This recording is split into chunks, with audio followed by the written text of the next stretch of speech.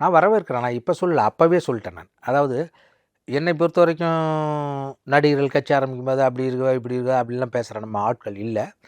காரணம் அவரும் பல லட்சக்கணக்கான இளைஞர்களை சென்றடைஞ்சிருக்கார். தமிழக மக்களுடைய வீடுகளிலும் உலகம் முழுக்க இருக்க தமிழர்களுடைய நெஞ்சங்களிலும் அவர் நடிப்பதன் மூலமாக நல்ல படத்தில் நடித்ததன் மூலமாக போய் சேர்ந்திருக்கிறார்.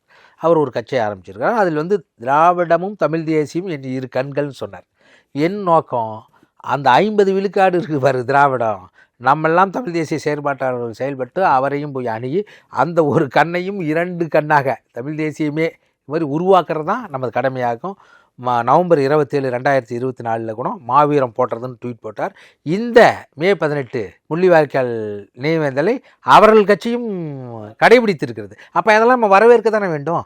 எனக்கு திராவிடம் நான் 100 விழுக்காடு சொல்கிறேன், ஆரியம் அளவிற்கு திராவிடம் தமிழருக்கு இனப்பகை அல்ல.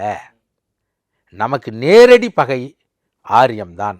அதை வீழ்த்துவதற்கு நாம் அனைவரும் சேர்ந்து அதை வீழ்த்திய பிறகு கூடி பேசி நாம் தமிழ் தேசியத்தை இந்த மண்ணில், இது தமிழ்நாடாக இருப்பதால், இங்கு ஒரு தேசிய இனம் இருப்பதால் நாம் இங்கு வலுவாக இருக்க வேண்டும், தமிழ்நாட்டை தமிழர்கள் ஆள வேண்டும், தமிழ் தேசியம் வெல்ல வேண்டும் என்று நினைக்கிறோம்.